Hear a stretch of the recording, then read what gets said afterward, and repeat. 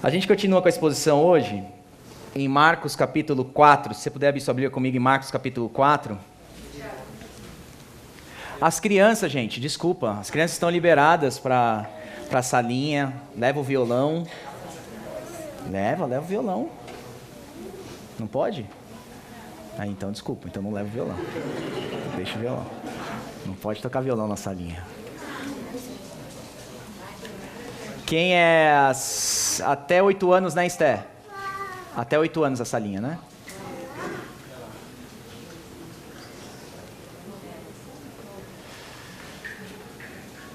Enquanto isso, você pode abrir então sua Bíblia em Marcos capítulo 4, que é onde a gente está na exposição do livro de Marcos.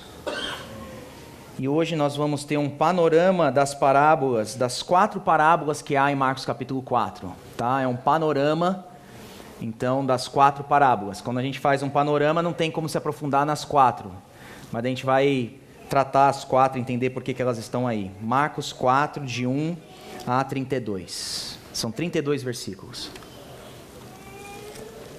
Como são histórias, eu vou pedir só para você prestar atenção na leitura, porque depois eu não volto, a gente não vai ler ela de novo, tá bom? O texto diz assim, versículo 1. Novamente Jesus começou a ensinar à beira-mar. Reuniu-se ao seu redor uma multidão tão grande que ele teve que entrar num barco e assentar-se nele. O barco estava no mar, enquanto todo o povo ficava na beira da praia.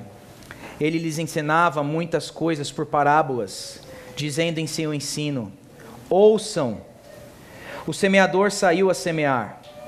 Enquanto lançava a semente, parte dela caiu à beira do caminho, e as aves vieram e a comeram.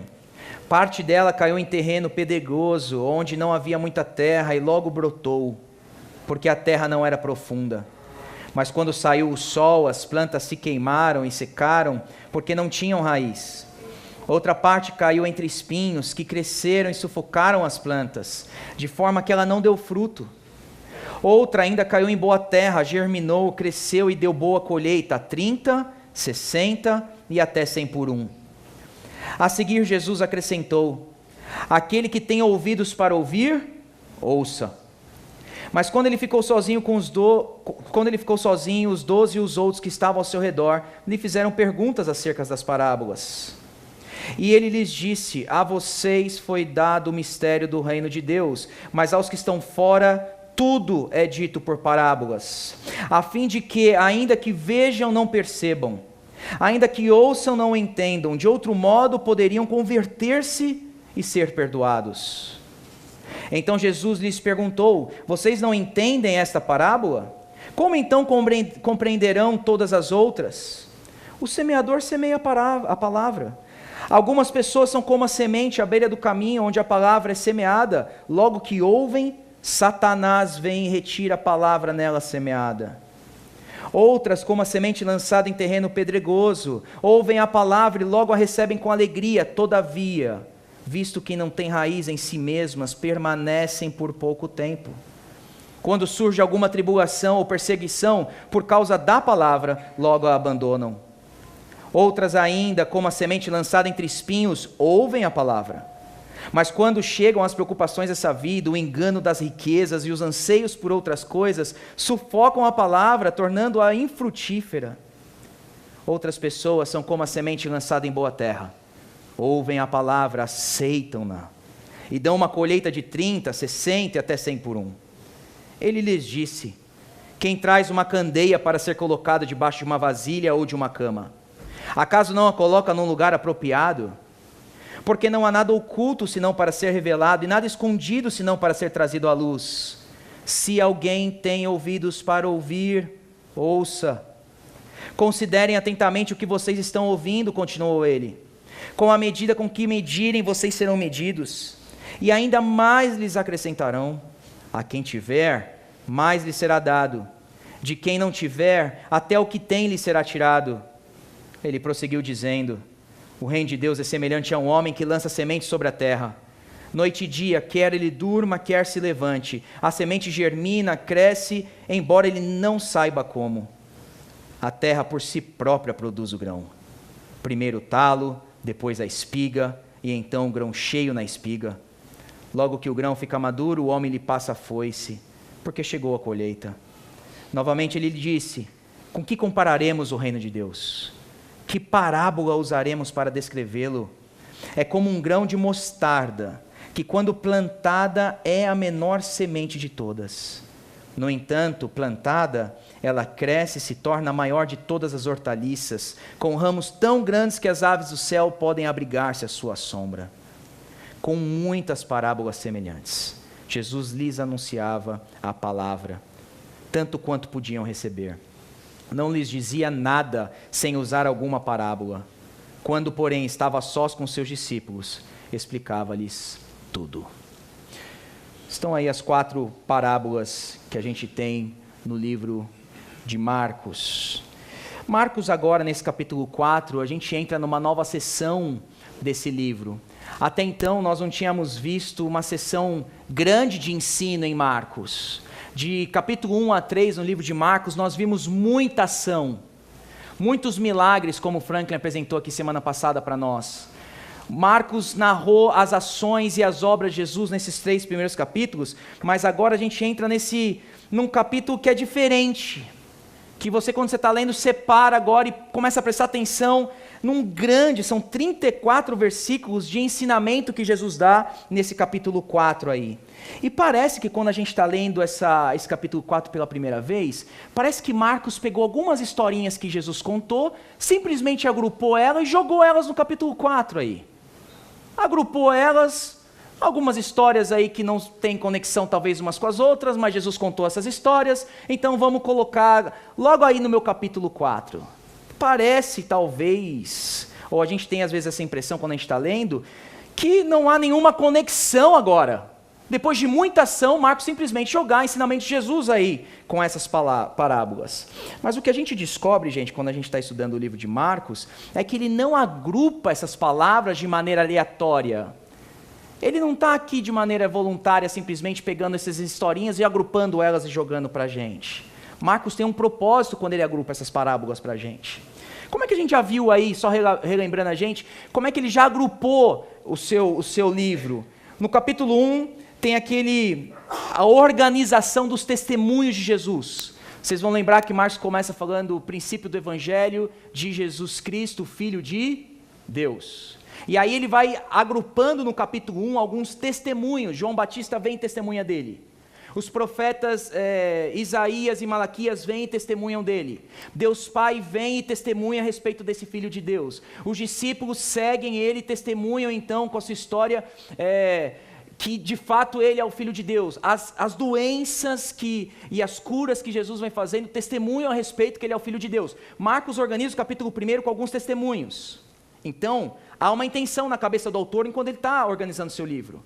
Capítulo 2 e 3, Franklin apresentou para a gente semana passada, e a gente também vê que há intencionalidade de Marcos em agrupar histórias.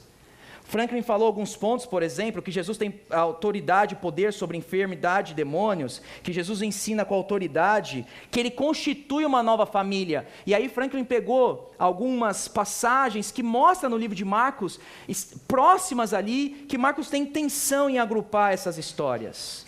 Só que para a gente entender por que as parábolas estão no capítulo 4, tem mais uma organização aí nesses 3 primeiros capítulos que vai nos ajudar a entender o porquê elas estão nesse capítulo aí.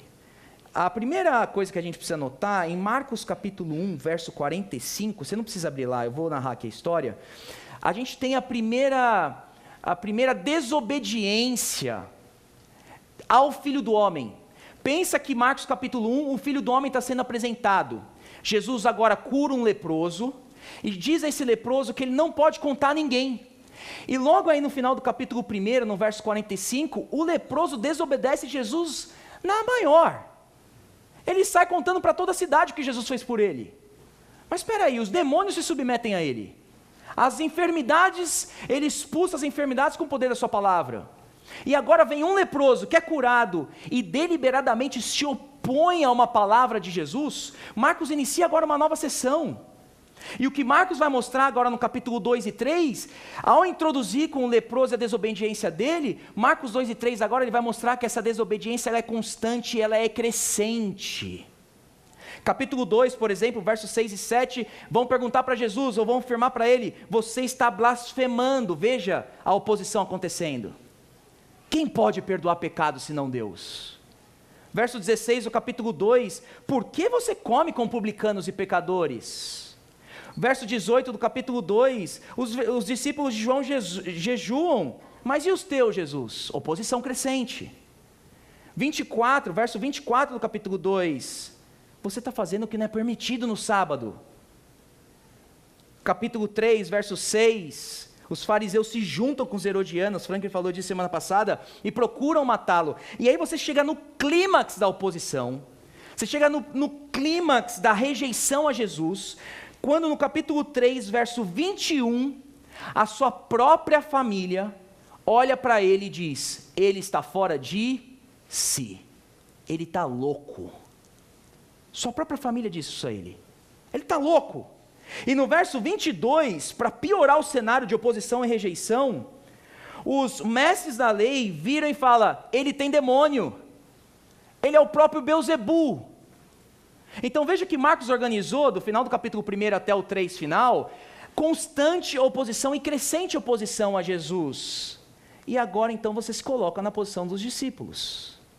O reino dos céus está próximo, o rei chegou. Mas Jesus, o que está acontecendo com esse reinado? O que está acontecendo com o rei? Por que tamanha oposição? Por que tamanha rejeição? Por que esse mistério com a sua pessoa? Por que não se revelar abertamente? Até quando o reino e o rei vai permanecer dessa maneira? O que está acontecendo? Se o rei é chegado, Jesus, por que constante oposição, a ponto da sua própria família não crer em você? E de acharem que você tem demônio? Se coloca no rei Jesus, falando que o rei é chegado, e você seguindo e abandonando tudo para seguir Jesus, e agora você vê essa constante e contínua e crescente rejeição. Você teria os mesmos questionamentos que os discípulos teriam. E é por isso que agora Marcos vai pegar no capítulo 4 e vai explicar com as palavras de Jesus, vai agrupar, como se Jesus agora estivesse dando explicação do porquê da constante rejeição a ele. Deu para entender porque as parábolas estão aí no capítulo 4? Porquê da constante rejeição? Aí Marcos pega 4 parábolas de Jesus e agrupa elas de uma maneira que agora vai explicar e confortar os corações de seus discípulos. Na parábola do semeador, nós vamos aprender do porquê da rejeição ao rei. Na parábola da candeia, do porquê do mistério ao rei. Por que ele está escondido? Por que ele não se revela? Na parábola da semente, nós vamos ter a certeza do reino. E na parábola do grão de mostarda, nós vamos aprender a respeito da grandeza do reino. Então veja que elas não estão de maneiras aleatórias. Marcos agrupou ela com um objetivo e elas têm mais ou menos o mesmo tema em comum, essas parábolas, quando a gente está lendo aí em Marcos. Agora, perguntinha de escola dominical aqui. O que são parábolas? Tão comum, né? O que são parábolas? No original, gente, essa palavrinha parábola aí significa comparar ou colocar ao lado. É mais ou menos o seguinte, você tem um objeto e você quer comparar esse objeto com algo. Isso é uma parábola. Uma descrição aí, uma descrição a respeito de parábola que os comentaristas gostam, é que é um relato terrestre com um significado celestial. É um relato terrestre com um significado celestial, só que é mais que um relato. Quando Jesus está contando parábola, ele não está só contando uma história, entretendo seus ouvintes. A parábola tem esse poder de captar o ouvinte e de exigir dele uma reação. Jesus não inventa contar parábolas. Vocês se lembram que quando o rei Davi, ele cai com Betseba, o profeta Natã chega para ele e propõe o que a ele? Uma parábola. Ô rei Davi, o rico tem um monte de cordeirinho, está super bem lá com o seu rebanho. E aí você tem o pobre que tem só uma cordeirinha. Um dia o rico quis fazer um banquete para o visitante, o Davi está ouvindo. Um dia o rico quis fazer o banquete para o visitante, foi lá, pegou a cordeirinha da pobre, sacrificou a única cordeirinha que ele tinha. O que o rei Davi faz? Vamos matar esse cara. Aí Natã vira e canta aquela música de Roberto Carlos, né? Esse cara sou eu. Esse cara é você, Davi. Esse cara é você. Davi, veja que quando ele ouve uma parábola, ele se envolve com ela. espera uma resposta. A parábola tem essa capacidade de envolver os seus ouvintes, a fim de criar uma resposta neles. É mais do que um simples relato ou uma historinha que Jesus está contando aqui. Parábola é poderosa, essa maneira de linguagem é poderosa, envolve de maneira os seus ouvintes. Agora, gente, as parábolas normalmente é uma história que você não tem que ficar prestando muita atenção nos detalhes. Depois que essa história é contada, você pega o princípio moral e espiritual que há por trás dessa parábola. Davi não ficou pensando no rico, no pobre, em quantas cordeirinhas, a cordeirinha significa o quê, o rico significa... Não, para Davi ele entendeu, a história está contada, qual que é a lição que eu posso tirar de uma parábola?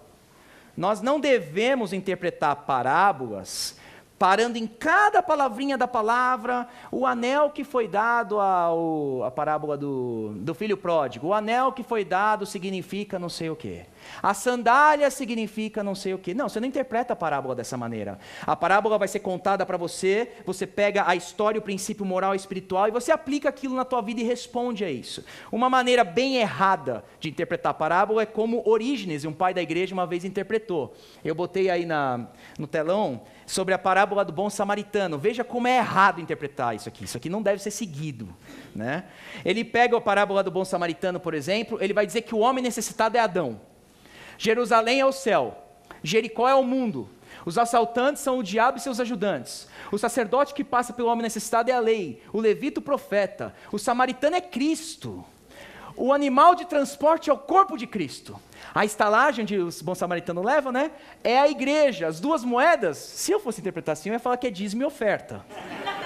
Mas ele interpretou como pai e filho. E a promessa do retorno do bom samaritano é a volta de Cristo. Não, a gente não interpreta a parábola assim.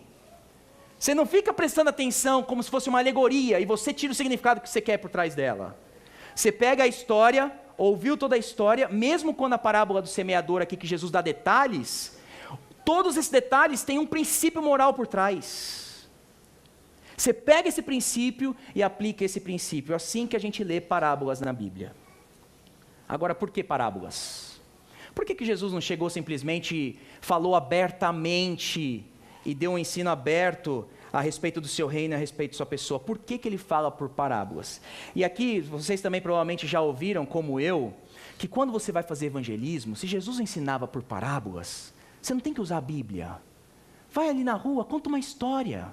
Olha o que está acontecendo à sua volta, pega algum passarinho que está voando, começa a filosofar no que está acontecendo à sua volta, e aí você tira um princípio. Jesus entretia a sua audiência com parábolas. Muito errado. Não é assim que a gente faz evangelismo. E não é por isso que Jesus contava parábolas. Olha os versos 11 e 12 aí do capítulo 4. E a Bíblia vai dizer claro por que Jesus contava parábolas. Ele reúne os seus 12, ele diz aos seus 12, a vocês é dado o mistério do reino de Deus, mas aos que estão fora tudo é dito por parábolas. Veja, aos que estão fora, tudo é dito por...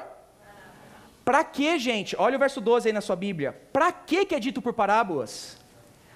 Para que, ou a fim de que, ainda que vejam, não percebam. Ainda que ouçam, não entendam. De outro modo poderiam converter-se e ser perdoado. Por que Jesus conta parábolas? Para que o povo não entendesse. Presta atenção aqui. Por que Jesus conta parábolas? Para que os de fora, os incrédulos, não mais crescem. Para que eles não mais vissem. O texto está claro, versículo 12. Para que eles não mais se convertessem. E agora, o contexto que a gente tem dos primeiros 3 capítulos começa a fazer sentido. Jesus foi claro, demonstrando o seu poder, demonstrando o seu ensinamento. Durante 3 capítulos foi claro. Ele testemunhou a seu respeito aos incrédulos. Mas a constante rejeição deles a Cristo, Cristo agora traça uma linha e fala: não mais. Não mais me verão. Não mais me entenderão. Não mais me compreenderão. Eu vou falar por vocês agora e vai ser tudo um enigma para vocês. Parábolas, então, não é uma historinha que Jesus quer que os outros entendam. Parábola é um juízo do próprio Deus por pecadores que constantemente o rejeitam. Vocês estão me rejeitando? então a partir de agora vocês não mais entendam, não vão mais me ver. E é por isso que ele só vai explicar suas parábolas agora para 12, aqueles que creram, aqueles que ouviram. E que maior alerta a gente tem essa manhã como igreja, de darmos a devida atenção à palavra de Deus. Você já pensou se Deus traçar uma linha na minha e na sua vida? E falar, não mais. Não mais vai entender. Não mais vai ver. Não mais vai se converter. Você vê a necessidade essa manhã e você vê a ênfase dessas parábolas quando Jesus está dizendo, aquele que tem ouvidos... Por quê, gente? Por que aqueles que têm ouvidos têm que ouvir? Nós temos aqui o exemplo daqueles que não ouviram. E agora eu vou contar por parábolas. Vocês não vão mais me conhecer. E não pense que o juízo aqui é incondicional. O juízo é condicional. É porque vocês fizeram isso e me rejeitaram. Agora o juízo vai pesar sobre a vida de vocês. Vocês não vão mais me conhecer. Então, igreja, por favor, ouça a palavra do Senhor essa manhã. Que o Senhor não trace essa linha e que a gente use esse alerta aí para o nosso bem. Acolhendo a palavra do Senhor na nossa vida. Então vamos para a primeira parábola aí que tem, que é a parábola do semeador. Na parábola do semeador, a gente aprende sobre a rejeição do rei. A rejeição do rei.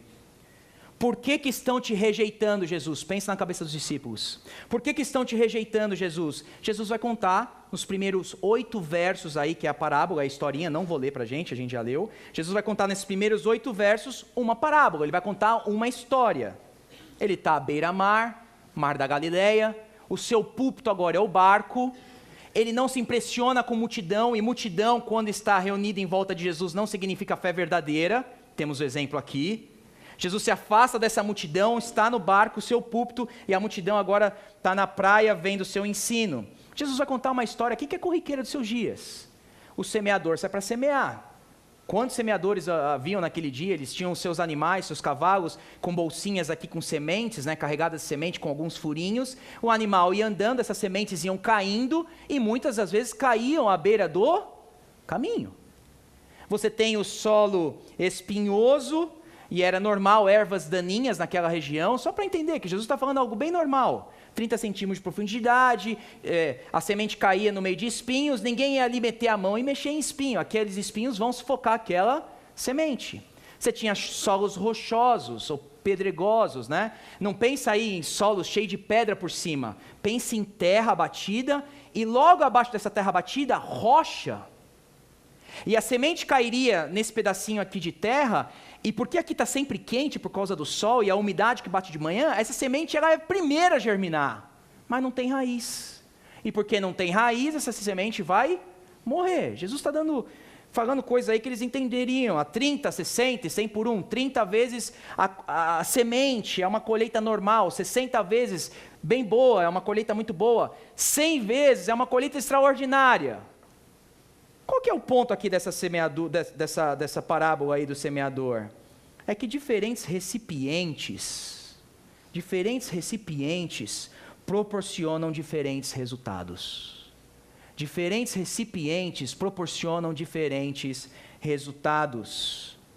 O semeador sai e semeia, faz o papel dele.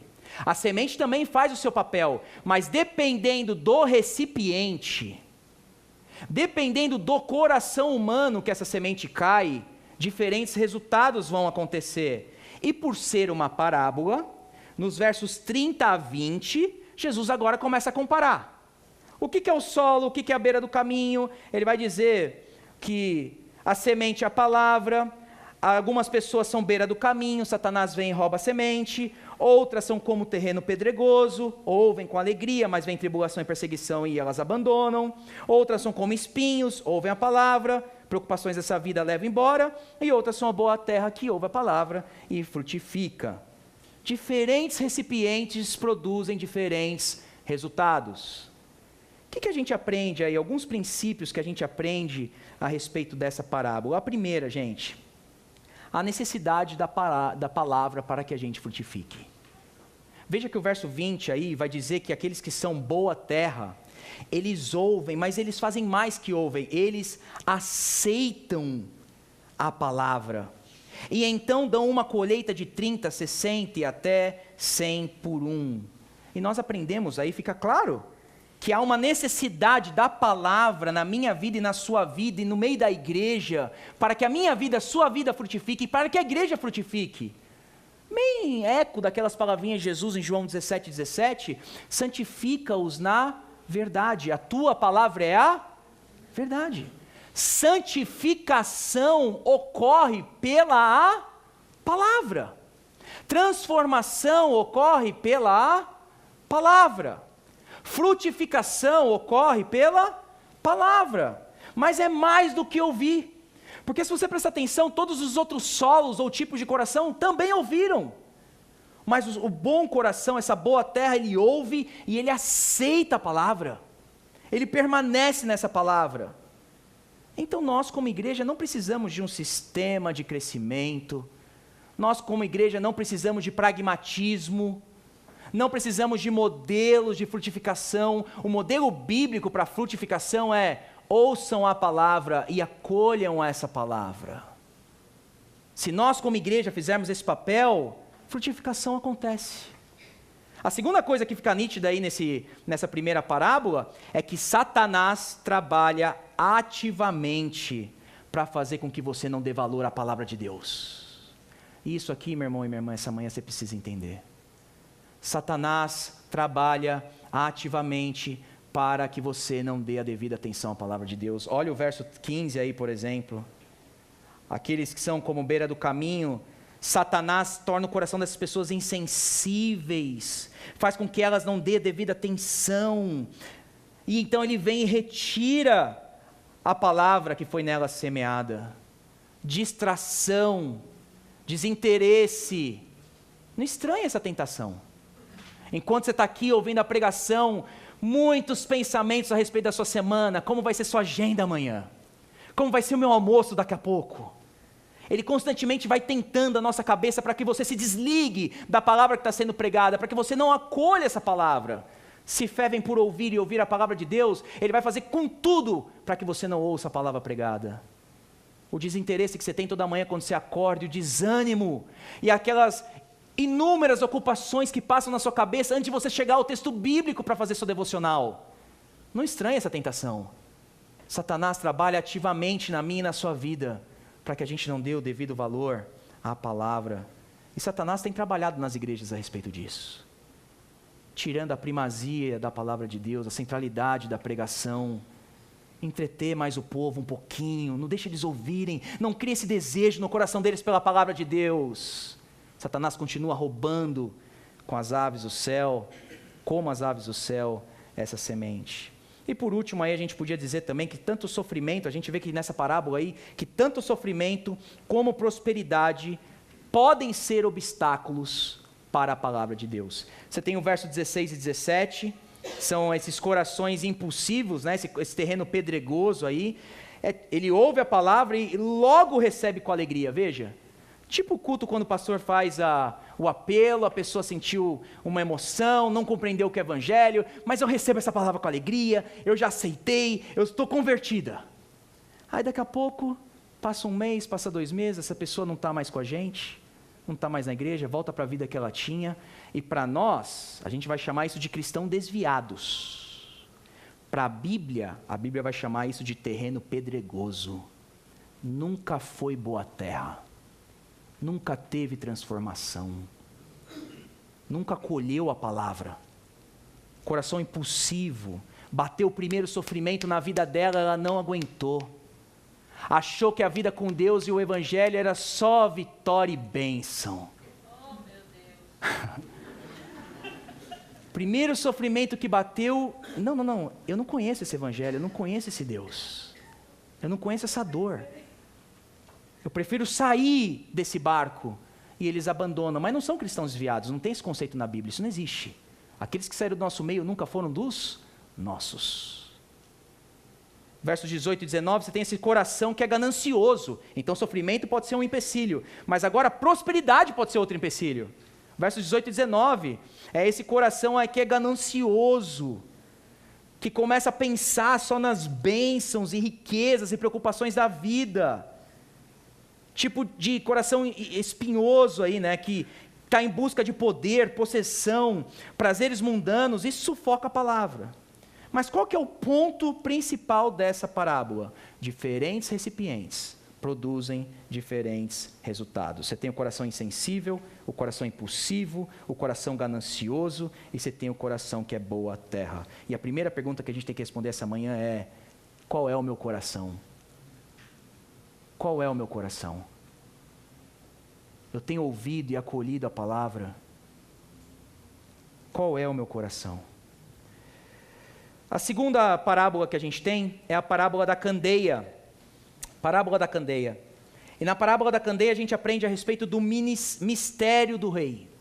Parábola da candeia a gente aprende a respeito do mistério do rei. Parábola aí bem conhecida também, vai falar quem traz uma candeia para ser colocada debaixo de uma vasilha ou de uma cama, mas a candeia tem que ser colocada no lugar apropriado. Eu tenho uma foto aí de candeia. Isso aqui é uma candeia, né, lá do início, é um recipiente de barro, você tem 2 furos, um entre o óleo, o outro pode ventilar, né, entre a ar, e aqui você tem a chama que permanece. Isso aí ninguém botaria debaixo de uma cama, vai pegar fogo na cama. Você não bota debaixo de um tapete, você não bota debaixo de lugar nenhum, você bota nisso no lugar apropriado. Quando você entende essa parábola em conexão com a parábola do semeador, nós percebemos que a candeia que Jesus está falando aqui também é a respeito de si mesmo. Na parábola do semeador, ele é aquele que tem semeado, e pensa nos discípulos, mas ele está dizendo aos discípulos: o problema não está comigo, o problema não está com a semente, o problema está no tipo de solo. Agora na candeia, ele é também a candeia. E como é que a gente chega nessa conclusão que ele está falando a respeito de si mesmo? Não vou entrar em detalhe aqui, mas você tem alguns paralelos aí entre a do semeador e essa da candeia. No verso 11 do semeador, ele vai falar a respeito do mistério do reino de Deus. Verso 22, aquilo que está oculto. No verso 11, no semeador, ele vai falar que a vocês foi dado. No verso 25 aqui, ele vai falar: quem tiver, mais lhe será dado. Versos 9 do semeador, ele diz: aquele que tem ouvidos para ouvir, ouça. Verso 23, ele repete: aquele que tem ouvido para ouvir, ouça. Jesus continua falando dele: eu sou o semeador, e eu sou a candeia. Eu sou essa lâmpada. E por que contar essa semente, essa parábola aí para os seus discípulos? De novo, o reino dos céus está próximo, Jesus tinha dito a eles. Mas Jesus, a gente não está vendo a manifestação disso. A gente não tem visto esse reino acontecer. Será que você é mais uma dessas religiões de mistério do século I, que era só os iniciados, que desfrutavam de conhecimento? O que está acontecendo? E aí vem Jesus falando: não. Eu sou a luz do mundo. Eu sou a candeia. E não pense que essa candeia aqui não será colocada no lugar apropriado. Há de chegar o dia que eu serei visto por todos, que eu serei conhecido por todos.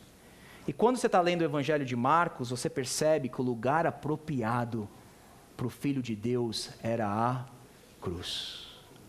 O lugar apropriado para a candeia brilhar era a cruz.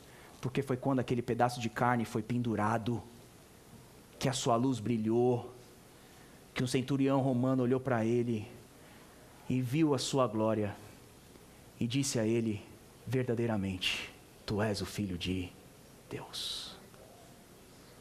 O lugar apropriado para a candeia brilhar no Evangelho de Marcos era a cruz. Então, era necessário que por um tempo a sua luz ficasse um pouco obscura. Caso contrário, os líderes religiosos não teriam pregado ele em cima de uma cruz. O fato que está acontecendo aqui, o que Jesus está dizendo a eles é: chegará um dia que tudo se manifestará, que o meu reino será visto em sua totalidade. O Cordeiro será a lâmpada da Nova Jerusalém. Há de chegar esse dia, mas por propósitos divinos, ainda parece obscuro. Ainda parece que a minha luz não tem, talvez, aí brilhado. E aí nos versos 24 e 25, ele vai chamar a atenção deles, falando: considerem atentamente o que vocês estão ouvindo. Com a medida que vocês medirem, vocês serão medidos. Ou seja, O valor que vocês estão dando àquilo que vocês estão ouvindo é com que vocês serão medidos. Mas ele diz aí que até aquele que tem, mais ainda lhe será dado. Se você aqui ouve a palavra de Deus, no contexto dos discípulos, se você ouve a palavra de Deus, mais ainda vai ser acrescentado a vocês. Jesus está falando para eles, presta atenção no que eu estou falando para vocês.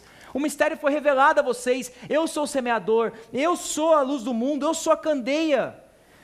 A responsabilidade que vocês estão ouvindo isso, é como eu vou medir vocês, mas eu vou acrescentar mais ainda em vocês. Se vocês ouvirem isso com responsabilidade. E aquele que não ouve? Quem não tiver, até o que tem lhe será tirado. Eu já ouvi esse versículo aqui sendo aplicado para prosperidade, né?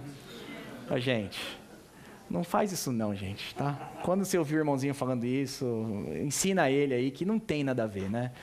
O que está sendo falado aqui é, à medida que vocês medirem isso que eu estou falando para vocês, discípulo, a revelação que eu estou dando para vocês, é como vocês serão medidos, mas mais ainda eu vou dar a vocês, se vocês tiverem esse compromisso e responsabilidade naquilo que vocês ouvem. Então a gente aprende aí nessa parábola da candeia a respeito do porquê do mistério do reino. Porquê do mistério do rei? Há de chegar um dia de Jesus, em que a candeia então será visto por todas. Há de chegar um dia que toda língua, povo e nação verá a luz do Cordeiro, né? Como Apocalipse 21 fala, ele é o Cordeiro que é a lâmpada, ele é a candeia da Nova Jerusalém. Há de chegar um dia em que isso vai ficar claro. Terceira e penúltima parábola, parábola da semente. E essa parábola aqui, gente, o que ela tem de pequeno, ela tem de boa. É muito boa essa parábola. Essa parábola da semente, ela diz a respeito da certeza do reino. Certeza do reino. Se você prestou atenção, na parábola do semeador, a responsabilidade da frutificação estava no tipo do coração do homem. O pedregoso, o espinho, boa terra. Na parábola do semeador, a responsabilidade estava no homem.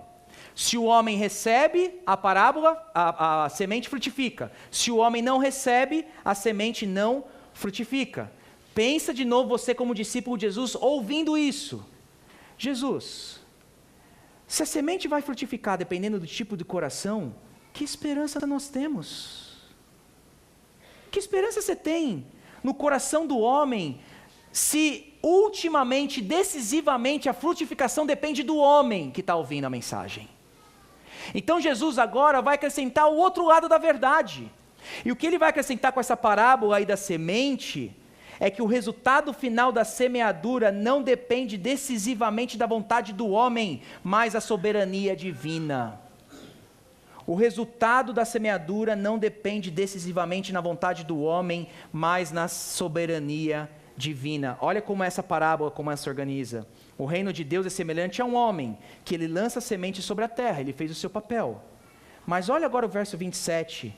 Noite e dia, quer ele durma, quer ele se levante, a semente vai frutificar. Por que a semente vai frutificar? Porque o resultado final e decisivo da colheita e da frutificação não está no homem, está no Senhor da colheita. O resultado da semeadura não depende decisivamente na vontade do homem, mas na soberania divina. O verso 28 vai falar que a própria terra por si só produz o grão. A ênfase está aí. O homem pode ir dormir. O semeador faz o seu papel, lança a sua semente, mas ele pode ir para a cama, porque ele sabe que ele não é decisivamente aquele que vai fazer a frutificação acontecer. Então ele pode descansar. E ele pode descansar sabendo que há um poder que vai fazer com que aquela semente frutifique, que não está nele, não está no trabalho da mão dele, não está enquanto dons ele tem, não está enquanto ele é capaz. O resultado final da colheita não está no homem, no coração do homem, no seu poder e no meu poder. O resultado da frutificação está na mão de Deus e na sua soberania divina. E, gente, essa lição para nós aqui é maravilhosa. Ela humilha a gente. Eu sei que isso aqui humilha você e me humilha. Mas é a melhor humilhação que eu e você podemos ter. Talvez você é mãe aqui essa manhã e está plantando semente na vida do seu filho ou da sua filha, e você está cansada, você não vê resultado, são anos plantando semente, você está cansada, e o Senhor essa manhã está mostrando essa parábola para você, falando, o resultado final não está nas suas mãos, o resultado final não pertence a você, não é o quanto você trabalha, pode dormir, porque há um poder que opera por trás dessa semente. Talvez você é esposa e está plantando semente na vida do seu marido, ou vice-versa, aquele cara que é incrédulo, a esposa que é incrédula, e você está ali constantemente, você está cansada, você está sobrecarregado, e o Senhor está falando, podem descansar, o resultado final não está em quão bom você comunica essa mensagem, o quanto de poder pertence a si mesmo, não, o resultado final está nas minhas mãos, o Paulo pode ter plantado, o Apolo pode ter regado, mas é o Senhor quem dá o crescimento. Pense nas suas limitações ministeriais, gente, quantas eu tenho, mas o resultado não está na minha mão. Pense nas suas falhas constantes, se dependesse de nós, o que aconteceria com a frutificação?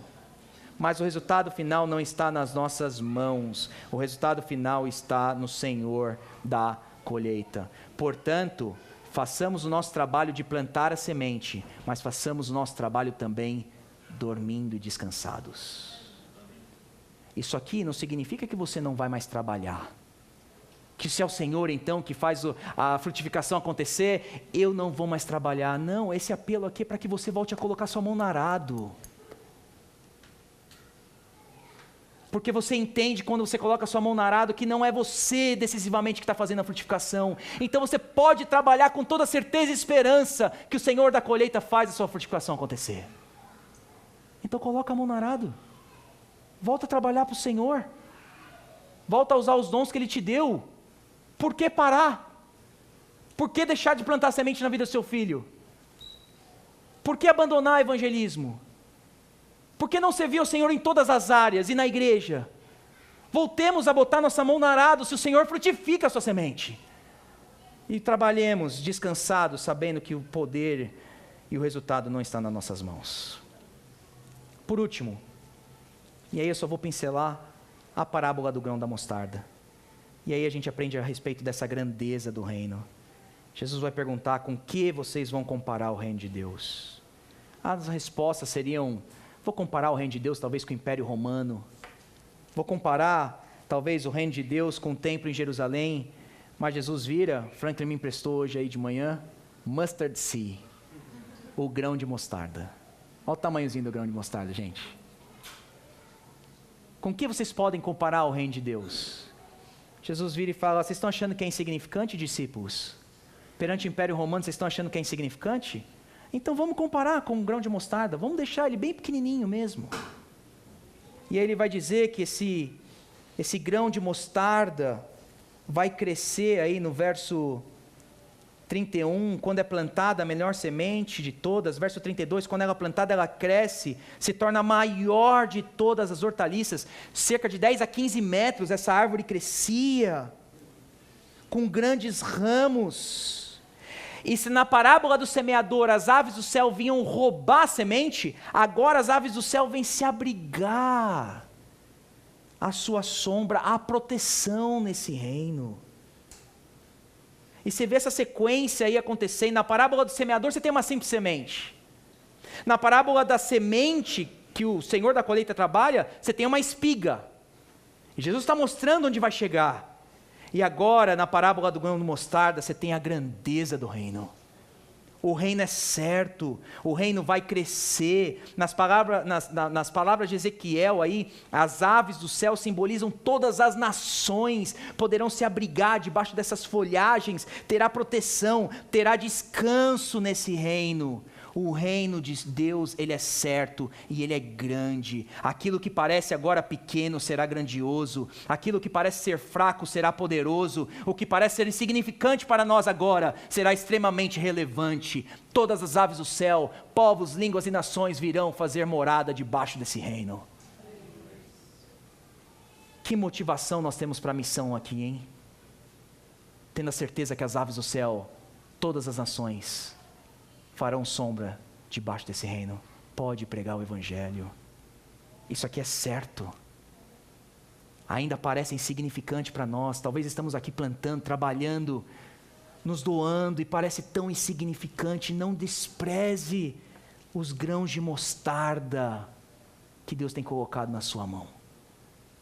Não despreze esses trabalhos que parecem insignificantes para o reino. Nenhum trabalho é insignificante para o reino. É certo que a semente vai crescer, vai germinar, e o reino, ele será poderoso, grandioso e relevante. Então lembre-se do grão de mostarda. Lembre-se que vale a pena. Lembre-se que esse reino há de se cumprir. E glória a Deus por isso. Na parábola do semeador, a rejeição do rei. Na parábola da candeia, o mistério do rei é revelado. Na parábola da semente, a certeza do reino, ele faz a semente frutificar. E na parábola do grão de mostarda, nós temos a certeza que esse reino é certo e ele é poderoso. Louvado seja o nome do Senhor pela sua palavra. E nessa manhã, aquele que tem ouvidos para ouvir, ouça. Meu irmão, clama a Deus aí no seu coração. Se você tem negado a palavra de Deus, o problema está no seu coração. Clame a Deus, o Senhor da colheita. Fala: Senhor, frutifica a sua semente na minha vida. Faz essa semente crescer. Me dá esse coração boa terra. Eu quero acolher a tua palavra.